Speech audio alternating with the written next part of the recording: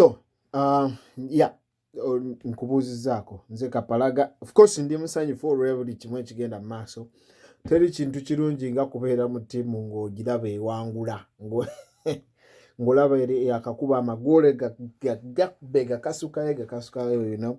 So nkubuuzizaako munnayuganda munnange yonna gy'oli naddala ggwe anyigirizibwa naye ng'olina essuubi nti gye tulaga tulabayo. Nze Kapalaga, of course nze Kapalaga baby, naye nga nze Michael Kakande gonna gange. So tuli mu lunaku olwokusatu of course olwa campaign, buli kimu kitambula. Of course tufunyeemu awo obuzibu kitigumu. RDC munnange mukozi wa gavumenti, alina kuba mukozi wa gavumenti nno, naye agaanye omukulu Robert Kyagulanyi okuba campaign olw'okuba nti nno ye nga ye tajagala you know, mu district yonna agambye ye mu district ye tetujja kubamu campaign.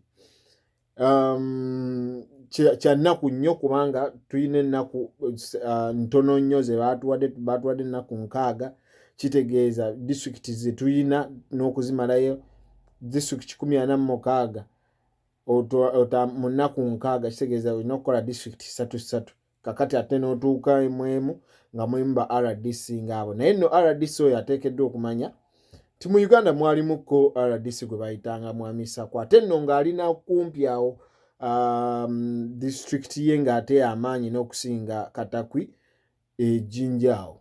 Naye olwaleero bw'omubuuza nti obwa RDC buli butya, ayinza n'okukuba eŋŋoomi. Kakati ebyo byonna tebituwugula. Ekyamazima tulina candidate asinga okubeera ow'amaanyi mu mweso guno, newankubadde nga bateekamu amakuuli, newankubadde nga bateekamu ki, ffe kye tuliko kirabika. Kakati mbadde ngezaako era okumonitaringa komenti zammwe ku mikutu egy'enjawulo egituweereza ebintu live, nendaba nga muyina bambi ensonga ate nga za Simba ezisinga obungi. Naye njagala okubategeeza kubanga ndabyeko nga mwogera ku public address system, ndabyeko nga mwogera ku umbrellas nga ntono, ndabyeko mbadde notinga wano ebintu byammwe ebya komenti zammwe ezisinga obungi era ezisinga twagala okuzikolako. Naye njagala okubategeeza baganda bange nti ebintu ebyo byonna tetusobola bikolako nga tetulina mwami ono. Owulidde? Mwami ono yatambuza kakati ye mwami Kyagulanyi yayiwawo mubiri naganze aizulu nze kyenteese capital wange gwe mubiri gwange. Kakati fe abatasobodde ababirabira ku internet naffe tuteekeddwa okuyiwawo. Owulidde?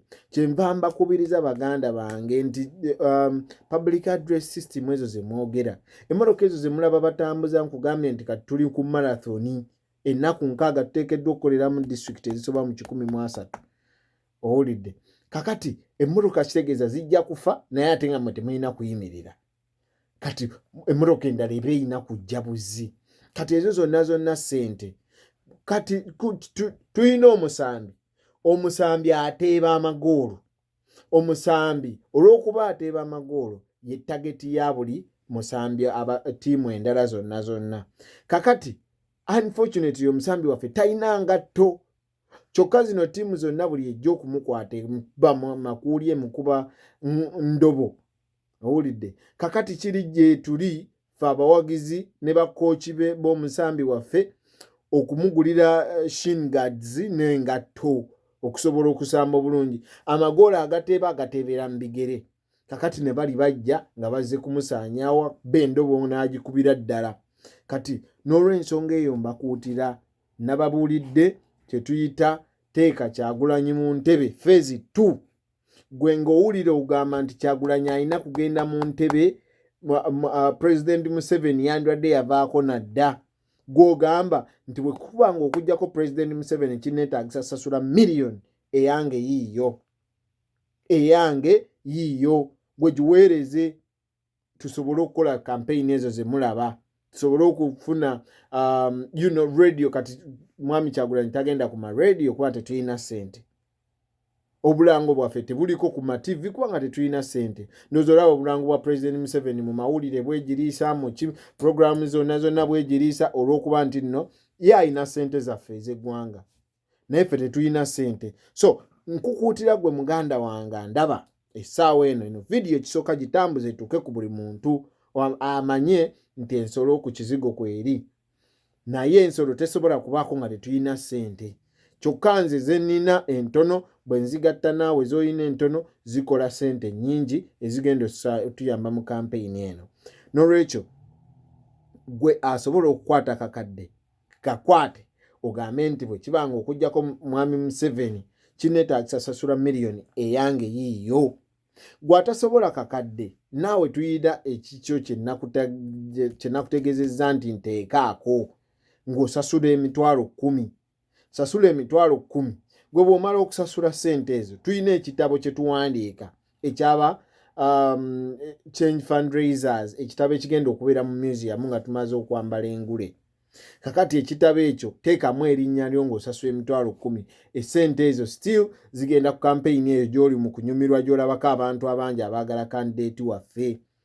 Unfortunately tajja kusobola zimalayo olw'okuba talina ssente. Owulidde? So kwata ssente emitwalo 10, kwata ssente akakadde oziweereze ku ssimu zaffe zino ze ngenda okusomera. Essimu emu eri 0703 63 63 63 0703 63 eri mmanya ga Daniel Ayerot. Essimu endala eri 0787 06 71 00 0787 06 71 00. Gwali ebweru oyongerako ka +256. Enamba eyo eri ku mobile money mu mannya agaliko Pesa Money, PESAMONI Limited. Kuweerezaako ssente. Enamba endala gwali mu bitundu naddala eby'omu North America, enamba ya Cash App tugiyina eri +1 857 719 4451. Weereza okwo Cash App, weerezaako akakadde, weerezaako emitwalo 10. Gwe bw'omala okuweereza ssente ezo gwe nze mpeereza ku ssimu yange eri 774 97708. Mpeerezaako risiiti. Njagala risiiti, saagala bino Kapalaga bannange nga muli bulungi bannange tubalaba. Kati tuli mu action. Tuli mu action kati okutulaba naffe tweraba, mbagala nnyo, munjagala nnyo, Kyagulanyi tumwagala nnyo, naye kati tuli mu action. Kwata ssente ozisasule ompeereze risiiti. Nze mpandiika wano abagenda mu kitabo. Bw'ompeereza risiiti n'onteerako amannya go nti nze Bwanika Patrick, nze nga nteekamu wano mu kitabo kiri ky'olisanga eri n'abaana bo n'abazzukulu kye balisanga. Bayiga nti taata waffe Bwanika Patrick yawaayo ssente bwe ziti, oba mama waffe oba senga waffe yawaayo akakadde n'afuna ne certificate.